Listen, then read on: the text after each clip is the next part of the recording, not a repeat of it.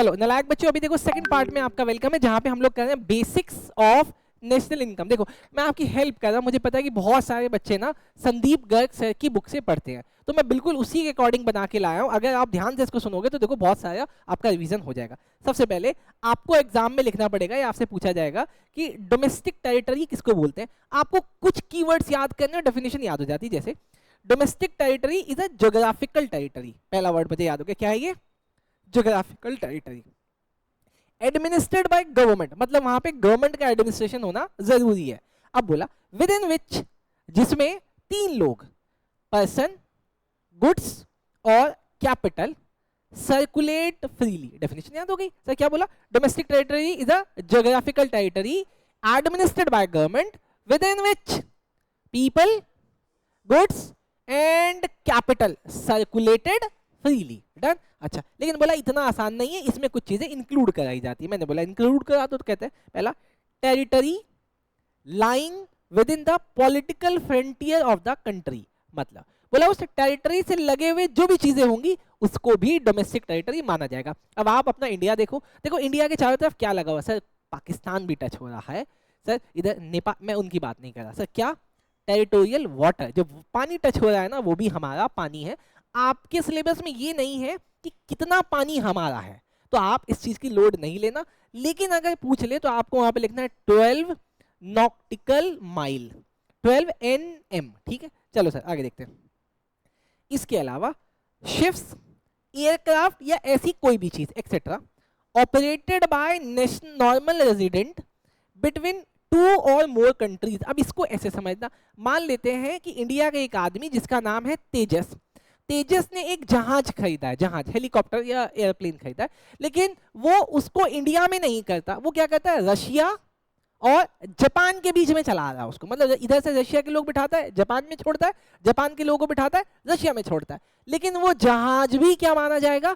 Indian territory का माना जाएगा, अगर अगर अगर उसका ओनर क्या होगा? इंडिया का नॉर्मल रेजिडेंट होगा, मतलब चलाने वाला, उसका ओनर जो भी हो। ठीक, चलो सर ये भी समझ में आया। तीसरा एम्बेसीज। अब एम्बेसीज क्या होती है सर? देखो वो जिस भी कंट्री के साथ इंडिया का एग्रीमेंट है, जैसे कि हम लोग यहाँ से यूएसए घूमने जा सकते हैं, इंग्लैंड घूमने जा सकते हैं, काम के लिए भी जा सकते हैं, लेकिन जाने के लिए हमें दो चीजें चाहिए होती हैं, पहला पैसा, दूसरा दिमाग। ये वो अलग चीज है पैसे।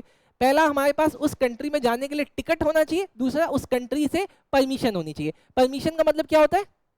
परमिशन बोले तो वीजा। अब वीजा कहाँ मिलेगा सर? जैसे आपको यूएसए जाना है, आपको यूएसए जाना है, तो इंडिया में ही यूएसए वालों ने अपना एक एम्बेसी, मतलब एक ऑफिस खोल के रखा हुआ है, वहां पे जाके आप अप्लाई करो, तो यूएसए वाले आपको चेक करेंगे, हाँ भाई तुम तो यूएसए जाने के लायक हो, चले जाओ। तो इसका मतलब इंडिया में वो जगह जहां पे यूएसए की एम्बेसी बनी हुई है वो यूएसए का हुआ। ठीक वैसे ही यूएसए में इंडिया के लिए भी एक एम्बेसी की जगह दी हुई है, तो वो एम्बेसी की जगह भी किसकी हुई? इंडिया की हुई। तो आपको ऐसे याद रखना है कुछ बातें।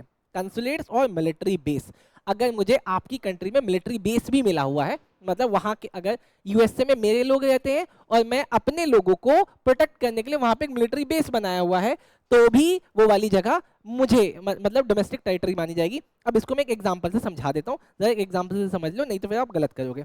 जैसे मानते हैं ये इंडिया है और यहाँ पे बेटा ऑस्ट्रेलिया है। अब हम दोनों कंट्री के आपस में बीच में ना तालमेल अच्छे हैं।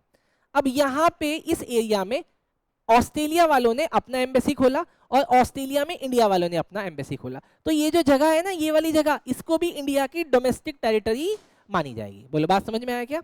चलो सर अगला देखो, लास्ट, हमारे फिशिंग वेसल्स, हमारे ऑयल और नेचुरल गैस के rigs operated by the resident. अच्छा, अब मान लेते हैं क्योंकि तुमको पता है कि एक पर्टिकुलर पानी हमारा है, मतलब हमारे बॉर्डर से लगता हुआ 12 नॉटिकल माइल तक पानी हमारा है, लेकिन उसके बाद वो सारा पानी इंटरनेशनल वाटर माना जाता है। लेकिन अगर उस इंटरनेशनल वाटर में कोई शिप चल रही है और उस शिप का ओनर भी इंडियन है, तो वो शिप भी क्या मानी जाएगी?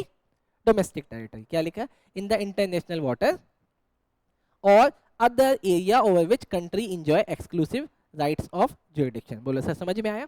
अच्छा, लेकिन आपको यहाँ पे कुछ चीजें एक्सक्लूड कर देनी है। जैसे इंडिया में, अब जो इंडिया में ये वाली जगह है, ऑस्ट्रेलिया का यूएस, ऑस्ट्रेलिया का जो यहाँ पे एम्बेसी है, इसका मतलब ये नॉट डोमेस्टिक टेरिटरी, मतलब इंडिया के अंदर ही हमारी छोटी जगह इंडिया नहीं है, वो किसकी होगी?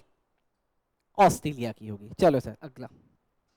ऐसे कंसुलेट अगर हमने कोई मिलिट्री बेसिस दिए हुए, इसके अलावा एक मोस्ट इंपॉर्टेंट है, आपके एग्जाम में एक एमसीक्यू जरूर आएगा।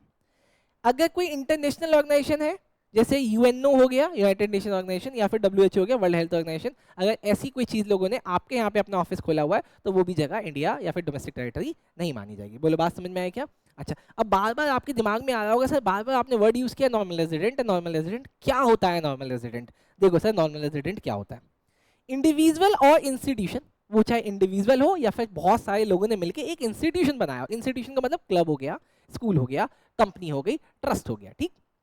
Who ordinarily, वर्ड आया ordinarily, resides मतलब यूजुअली रहता हो इन द कंट्री। अच्छा अच्छा अच्छा, मतलब अगर आपको किसी देश का नॉर्मल रेजिडेंट बनना है तो आपको यूजुअली उसी देश में रहना पड़ेगा। जैसे अभी हम लोग बात कर लेते हैं अवनी मैडम की, मैं जब से पढ़ा रहा हूँ ना 12th क्लास की, मुझे यहीं दिखती रहती है, मतलब यहीं का, यहीं इंडिया की बाजारों में दिखती रहती है। And whose centre of economic interest also lies in that country, मतलब अगर आपको इंडिया का नॉर्मल रेजिडेंट बनना है तो आपको दो चीजें करनी पड़ेंगी। पहला, आपको यहीं पे दिखना है ऑर्डिनरली। दूसरा, आपका centre of economic interest, centre of economic interest का मतलब सीईआई भी इंडिया में होना चाहिए। अब सीईआई को सिंपल वर्ड्स में समझो, सीईआई का मतलब होता है तीन बातें: कमाना, खाना, और अगर खाने के बाद कुछ पैसा बच जाए तो उसको जमाना, मतलब जमा करना। तीनों ही आपको उसी देश में करने हैं। अगर आप ऐसा समझते हैं कि आप इस देश में आए हो, पैसा कमाते हो, अपने देश में भेज रहे हो, इसका मतलब आपका सेंटर ऑफ इकोनॉमिक इंटरेस्ट नहीं है। जैसे कि बहुत सारे लोग इंडिया से बहुत दूर दूसरे देशों में जाते हैं, पैसा कमाते हैं, अपने घर वालों को इंडिया में भेजते हैं, इसका मतलब वो वहाँ के नॉर्मल रेजिडेंट नहीं हुए, ठीक। चलो सर, अच्छा, लेकिन बोला कि आप ना इन लोगों को नॉर्मल रेजिडेंट मानना ही नहीं, भले ये लोग सीईआई इंडिया में कर रहे हो। जैसे मान लेते हैं कि कल मुझे बाजार में जस्टिन बीवर दिख गया, मैंने बोला और जस्टिन पाजी किधर, तो कहता बस इतने आया हुआ था थोड़ा सा गोलगप्पे खाने के लिए। तो अब क्या वो भी नॉर्मल रेजिडेंट है? तो देखते सर वो है या नहीं है। अगर कोई फॉरेन टूरिस्ट है या फिर विजिटर्स है तो उसको नहीं मानेंगे, भले यहीं पे कमा रहा हो, यहीं पे खा रहा हो। फॉरेन स्टाफ, अगर एम्बेसी का कोई फॉरेन स्टाफ है, ऑफिशियल है, डिप्लोमेट है, या फिर मेंबर ऑफ आर्म्ड फोर्सेज है। इंटरनेशनल ऑर्गेनाइजेशन को भी नहीं मानना और इंटरनेशनल ऑर्गेनाइजेशन में काम करने वाले लोगों को भी नहीं मानना। अच्छा, उस क्रू मेंबर को भी नहीं मानना जो फॉरेन वेसल का, मतलब एक फॉरेन वेसल है उसमें काम करने वाला आदमी, या फिर कमर्शियल ट्रैवलर, या फिर सीजनल वर्कर, और बॉर्डर पे काम करने वाले लोग। दूसरे देश के लोग हमारे बॉर्डर पे आके काम करते हैं कई बार, तो इन लोगों को नहीं याद मानना, आप इसको याद करना। अब अगर इतना याद हो गया तो आपके एग्जाम में ना कई बार आ जाता है कि आप मुझे सेंटर ऑफ इकोनॉमिक इंटरेस्ट क्या इंप्लाई करता है वो बता दें। मैंने आपको बेसिक बातें बता दी, कमाना, खाना और जमाना तीनों एक ही जगह होना चाहिए, उसका मतलब था सेंटर ऑफ इकोनॉमिक इंटरेस्ट। लेकिन ये तीन बातें लिखते तो आपको पूरे मार्क्स मिलेंगे नहीं, तो आपको कुछ लिखना पड़ेगा। यहाँ पे क्या लिखना पड़ेगा? द रेजिडेंट लीव्स या located with in the economic territory, पहली बात। दूसरा, the resident carries out the basic economic activities, जैसे कि अर्निंग, स्पेंडिंग और एक्यूमुलेशन फ्रॉम दैट लोकेशन, ठीक है, तीनों काम उसी लोकेशन में करता हो। तीसरा, इसका centre of interest lies in that country, और उसका सेंटर भी उसी देश, मतलब दिल जो है दिल उसी देश में रहता हो। बोलो बात समझ में आई क्या? अच्छा, लेकिन जहां तक मुझे लगता है आपके एग्जाम में आएगा, what is the difference between citizen और रेजिडेंट। अभी आप अपने आप से पूछो, क्या आप इस देश के सिटीजन हो? तो अगर आपने कॉन्स्टिट्यूशन कभी पढ़ी है या कभी देखी भी हो, या कभी आपने एनसीईआरटी की बुक देखी होगी, तो उसमें ना कॉन्स्टिट्यूशन का प्रेम्बल लिखा हुआ है, ठीक है। ये क्या नाम है? सिटीजन का मतलब क्या होता है? आप जिस समय जिस देश में पैदा हो जाते हो उसी समय आपको उस देश की क्या मिल जाती है? सिटीजनशिप मिल जाती है। तो सर, सिटीजनशिप का मतलब होता है पीपल बॉर्न इन इंडिया। अब यहाँ पे बॉर्न इन दैट कंट्री लिखना चाहिए, लेकिन क्योंकि हम लोग इंडियन है तो हम यहाँ पे लिख देंगे people born in India would be constituted as citizen of India. लेकिन कई बार आप बॉर्न तो इंडिया में नहीं हुए हो, जैसे एग्जाम्पल के तौर पे हमारे देश में सोनिया गांधी जी हैं। सोनिया गांधी जी राजीव गांधी जी की वाइफ हैं। राजीव गांधी इंडियन सिटीजन थे, लेकिन वो इटली में जाके उस सोनिया गांधी जी से शादी करके इंडिया में ले आई, और सोनिया गांधी जी हमारे यहाँ पे अपोजिशन पार्टी की लीडर भी है, मतलब कभी थी अभी नहीं है। लेकिन इसका मतलब वो सिटीजन है तभी तो यहाँ की लीडर बनी, क्योंकि हमारा कॉन्स्टिट्यूशन किसी को लीडर तभी बनाएगा जब वहाँ का सिटीजन बने। तो अब सवाल है, वो यहाँ पैदा तो नहीं हुई, फिर वो यहाँ के सिटीजन कैसे बनी? सिटीजनशिप मांगने से भी मिल जाती है। देखो सर यहाँ पे अगली चीज, people born outside India applies मतलब मांगा for citizenship and government allow him to become the Indian citizen. और गवर्नमेंट को ऐसा लगता है कि नहीं नहीं ये हमारे देश के बारे में सोचता है, करता है, तो इसको यहाँ के सिटीजनशिप दे दे। तो इसका मतलब सिटीजनशिप दो तरीके से मिलती है, पहला पैदा होने पे और दूसरा मांगने पे। अच्छा सर, लेकिन सिटीजनशिप तो अलग बात है, आप मुझे बताओ रेसिडेंटशिप क्या होती है। अब देखो ना, ये लोग एक नया कंसेप्ट लेके आए, रेसिडेंटशिप। रेसिडेंटशिप का मतलब होता है कि अगर तुम इंडिया में रह के कमा रहे हो तो तुमको टैक्स भी देना पड़ेगा, लेकिन सवाल है कितने दिन कमाने पे। अब आप वो देखो सर, रेसिडेंटशिप क्या है। Person is normal resident of a country, आदमी उस देश का नॉर्मल रेजिडेंट हो। आप नॉर्मल रेजिडेंट की डेफिनेशन अब जानते हो क्या है सर, इंडिविजुअल या फिर इंस्टीट्यूशन जिसका सीईआई उसी देश में पड़ता है। Ordinarily reside in the country for a period of more than 1 year. यहाँ पे 1 ईयर नहीं लिखा, क्या लिखा है, मोर देन 1 ईयर। अगर आप किसी देश में 1 साल से ज्यादा रहते हो तो आप उस देश के क्या बन जाते हो, रेजिडेंट बन जाते हो, और आपका सीईआई भी उसी देश में लगने लगता है। अब इसमें यहाँ पे मैंने 2 एग्जांपल लिखे, एग्जांपल आप पढ़ लोगे, बाकी आपको चीजें समझ में आ गई। चलो सर, अब अगला देखते हैं सर। अब एक चीज आई फैक्टर इनकम, एक आती है ट्रांसफर इनकम। आप इसको सिंपल सा याद रखने के लिए ऐसे समझो कि फैक्टर इनकम का मतलब होता है जहां पे आपने अपनी फैक्टर सर्विसेज दी होंगी। जब आप फैक्टर सर्विसेज देते हो तो आपको क्या मिलती है, फैक्टर इनकम।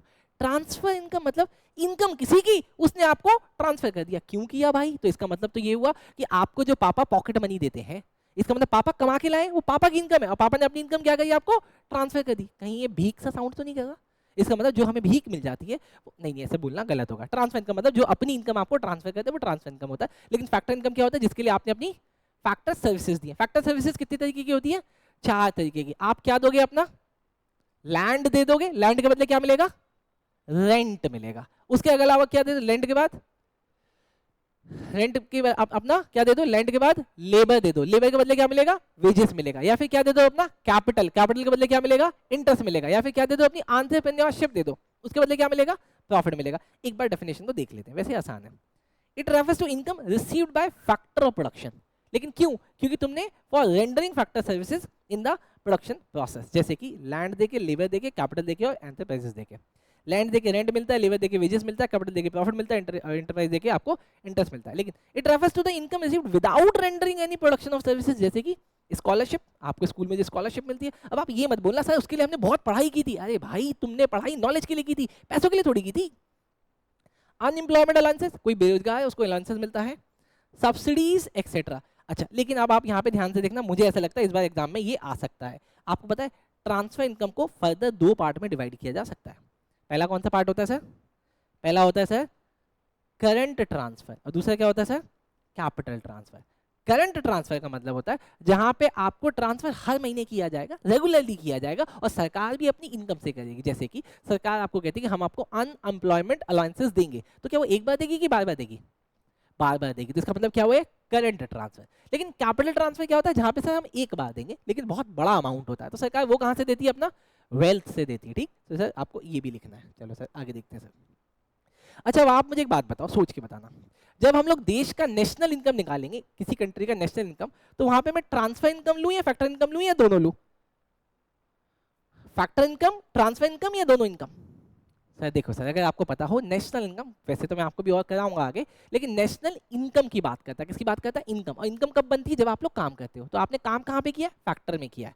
आप ट्रांसफर में तो काम नहीं किया। मान लेते हैं कि दस्ती की मम्मी इनकम कमा के लाती है, तो इनकम किसकी हुई, मम्मी की। लेकिन अगर वो अपनी इनकम अपनी बेटी को ट्रांसफर कर देती है तो फिर उसकी बेटी की भी इनकम हो जाएगी, तो एक ही इनकम कितनी बार काउंट हो जाएगी, 2 बार काउंट हो जाएगी। तो इसलिए 2 बार काउंट नहीं कराना, ऐसे तो इंडिया बहुत आगे निकल जाएगा। एक ही इनकम को 100 लोगों में ट्रांसफर कर दो, 1000 5000 लोगों में ट्रांसफर कर दो, तो इनकम तो बहुत बढ़ जाएगी। तो इसीलिए बोला कि आप ट्रांसफर इनकम को नेशनल इनकम में नहीं लेते हो, सिर्फ किसको लेते हो, फैक्टर इनकम को। अभी बोलो लॉजिकल है ना, वरना तो सोचो ना, आप ये तेजस के पापा एक बार कमा के लाएंगे, इसके घर में 500 लोग हैं, एक पापा कमाते हैं, 500 लोग खाते हैं, 500 लोग अपनी इनकम ट्रांसफर, भाई तू उसको दे, तू उसको दे, तू उसको दे, तू उसको दे, ऐसे देते देते देते कितनी बड़ी इकोनॉमी बन जाएगी हमारे देश की। इसलिए कौन सी इनकम लेते हैं, फैक्टर। तो सोच के तो बोला गया, घर में कितने लोग हैं, 300, ओके। अब से सर इंपॉर्टेंट आ गया, मोस्ट इंपॉर्टेंट, फाइनल गुड और इंटरमीडिएट गुड। पहला क्या गुड बोला, अब देखो इसको बहुत ध्यान से करना, मैं माँ की कसम खा के कह सकता हूँ किसी और की, कि ये वाला इनकम आपके एग्जाम में जरूर आ रहा है। पहले क्या बोला मैंने, फाइनल गुड, और दूसरा क्या बोल रहा हूँ, इंटरमीडिएट गुड। अब फाइनल गुड किसको बोलते हैं, बहुत ध्यान से कर लेना, ये यहीं पे खत्म करके जाना है। Final good, goods which are either, जो कि आपने खरीदा है या तो कंज्यूम करने के लिए, फॉर कंजप्शन के लिए, या फिर इन्वेस्टमेंट के लिए। मतलब ये पेंसिल सेल देख रहे हो, ये सेल है ना, सेल, ये मैंने खरीदा है, इसको मैं अपने माइक में यूज करता हूँ, माइक में इसको लगाता हूँ, तो बताओ ये कौन सा गुड हुआ, this is final good, this is final good, done. बोलो बात समझ में आई क्या, दिस इज फाइनल गुड। लेकिन ये बैटरी का पूरा सेट खरीदा मैंने, क्योंकि मैं इससे आपको पढ़ाता भी हूं। और भाई ये मैंने क्यों खरीदा, बिना इसके तो मैं आपको पढ़ा नहीं सकता, और आपको पढ़ाने के लिए मैं अपने घर से पैसा डाल रहा हूं, वो भी क्या हुआ, इन्वेस्टमेंट। अब इसको थोड़ा सा डिस्टिंग्विश करते हैं, ठीक है, मानते हैं।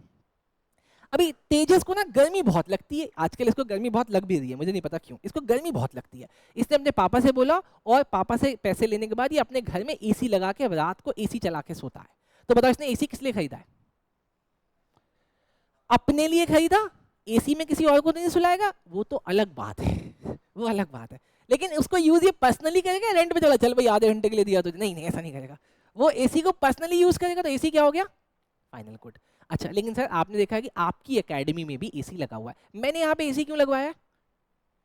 आपको सर्विसेज देने के लिए, आपको सर्विसेज देने के लिए। तो ये जो सर्विसेज देने का मतलब इन्वेस्टमेंट, मैं एसी तो नहीं बेचता, मैं उसको यूज करके आपको सर्विसेज देता हूँ। तो इसका मतलब तेजस के घर में लगा हुआ एसी भी फाइनल गुड है, और मेरी एकेडमी में लगा हुआ एसी भी फाइनल गुड है। क्यों? क्योंकि एसी वो जो इसके घर में लगा हुआ किस पर्पज से हुआ, कंजप्शन पर्पस, डेफिनेशन कहती है कंजप्शन पर्पस। और मेरी एकेडमी में जो लगा हुआ किस पर्पज से लगा हुआ है, इन्वेस्टमेंट पर्पस। बोलो बात समझ में आ गई? अभी देखो sir, intermediate good, goods which are for resale या for further production in the same year. अभी देखो तेजस जो है ना, आपको इसका एक्चुअल नहीं पता काम क्या करता है। ये आदमी दूधिया है। दूधिया क्या है ये सुबह 4 बजे उठता है, भैंसों के पास जाता है, बहुत सारा दूध, भैंसें किसी और की, इसकी नहीं है, ये उन भैंसों का दूध निकालता है, और जिसकी भैंसें हैं उसको पैसे देता है, ये ले भाई तेरी भैंसें मैंने यूज करी थी 3 घंटे, ठीक है, और उनको दूध लाके ये फिर मार्केट में बेचता है, ठीक। तो इसने बताओ दूध क्यों खरीदा, दूध किस लिए खरीदा, फॉर रीसेल के लिए। दूध इसने क्यों खरीदा, रीसेल। अबे भैंसों को यूज करने का मतलब उसका दूध निकाला है, तुम कैसा यूज समझ रहे थे, ठीक है। तो goods which are for resale, ठीक, रीसेल के लिए। अच्छा, फॉर फर्दर प्रोडक्शन, नहीं नहीं नहीं, तुम गलत समझ रहे थे। तेजस दूध नहीं बेचता, तेजस की दुकान है अपनी चाय की। किस चीज की दुकान है, चाय की, वो चाय बेचता है। अब चाय में तेजस चाय वाला, ठीक है, अब वो चाय बना के बेचता है, तो इसका मतलब बेच क्या रहा है, चाय। लेकिन चाय में क्या यूज हुआ, दूध। अब समझो जरा ध्यान से, इसने दोनों बार चीजें खरीदी थी। पहली बार दूध खरीद के दूध बेच रहा था, तो इसका मतलब रीसेल के लिए। दूसरी बार दूध खरीद के चाय बनाने के लिए। तो सर डेफिनेशन देखो जरा, goods which are for resale, खरीदाई बेचने के लिए, या फिर फर्दर प्रोडक्शन के लिए इन द सेम ईयर। तो क्या माना गया सर, वो इंटरमीडिएट गुड। लेकिन आप इस वर्ड को नहीं भूलोगे, same year same year same year, क्योंकि आगे जाके मैं हल्का सा चेंज करा दूंगा कि मान लेते वो जो दूध खरीद के लाया था और आज ईयर क्लोज हो गया, तो वो दूध क्या बन जाता है, अगले साल जाएगा ना, तो अगले साल जाने से पहले वो अपना नेचर बदलता है। कैसा नेचर बनाता है, एसेट का। अगले साल जाके फिर से वो स्टॉक बन जाएगा। चलो सर आगे देखते हैं। अब आप मुझे बताना, नेशनल इनकम निकालते समय मैं फाइनल गुड लूं या इंटरमीडिएट गुड लूं, या दोनों लूं? फाइनल क्यों? क्योंकि इंटरमीडिएट को आप एक बार जोड़ दोगे, वो फिर दोबारा जुड़ेगा तो डबल काउंटिंग हो जाएगी। Sir it included in both national income as well as domestic income, लेकिन इसको कहीं नहीं जोड़ते, neither in national income nor. अच्छा, अब इसके लिए मैंने यहाँ पे एग्जांपल लिखा हुआ है कि सर ब्रेड है, ये सब आप पढ़ोगे, इसमें कुछ नहीं है सर। अच्छा, अब जल्दी से देखते हैं सर आगे। अब एक बस मेरी कहानी देख लेना सर, ये वाली। A commodity can be intermediate good, एक कमोडिटी इंटरमीडिएट भी हो सकती है as well as final good भी हो सकती है। अब सर दोबारा चलते हैं तेजस के पास। तेजस सुबह 4 बजे जो भैंसों का दूध निकाल के लाया था, उस दूध को निकाल के वो पी गया।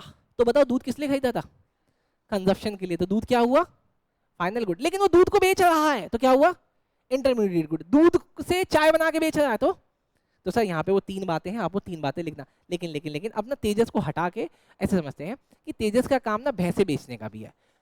तेजस सुबह जाके भैंसे खरीद के लाता है और 3-4 दिन में उस भैंसों का सौदा करके उसको निकाल देता है। लेकिन आज ऐसा हुआ कि 31 मार्च है, सुबह सुबह ये 4 भैंसे खरीद के लाया था, लेकिन शाम तक भैंसे नहीं बिकी। तो इसको अपनी बुक क्लोज करनी पड़ेगी, 31 मार्च है, तो बुक क्लोज करने के लिए उन भैंसों को क्या करेगा, ये अपनी बुक्स में दिखाएगा। तो जैसी बुक्स में दिखेगी तो क्या बन जाएगा, वो स्टॉक बन जाएगा ना, वो एसेट बन जाता है। वो क्या बन जाएगा, एसेट बन जाएगा। तो यहाँ पे 3 नेचर देखो sir, if and use is consumption या इन्वेस्टमेंट, तो क्या है, फाइनल गुड। अगर एंड यूज उसका क्या है, या तो कंज्यूम या तो इन्वेस्टमेंट, तो क्या है वो, फाइनल गुड। अगर एंड यूज उसका रीसेल है या फिर फर्दर प्रोडक्शन है, लेकिन सेम ईयर में, तो क्या माना गया, इंटरमीडिएट गुड। लेकिन अगर उसका यूज रीसेल या फर्दर प्रोडक्शन ही है, लेकिन वो 1 साल से ज्यादा तक रह गया, तो फाइनल गुड। बोले बात समझ में आई क्या? अच्छा, अब अगर इतना समझ लिया है तभी आगे समझ में आएगा, नहीं तो आगे खराब हो जाएगा। मैं फिर से आपको बोल रहा हूँ, फाइनल गुड, इंटरमीडिएट गुड अपने दिमाग में अच्छे से बिठा लो। फाइनल गुड मतलब दो चीजें, कंजप्शन और इन्वेस्टमेंट। इंटरमीडिएट गुड मतलब दो चीजें, पहला रीसेल या फिर फर्दर प्रोडक्शन। अब आगे आपको समझ में आएगा,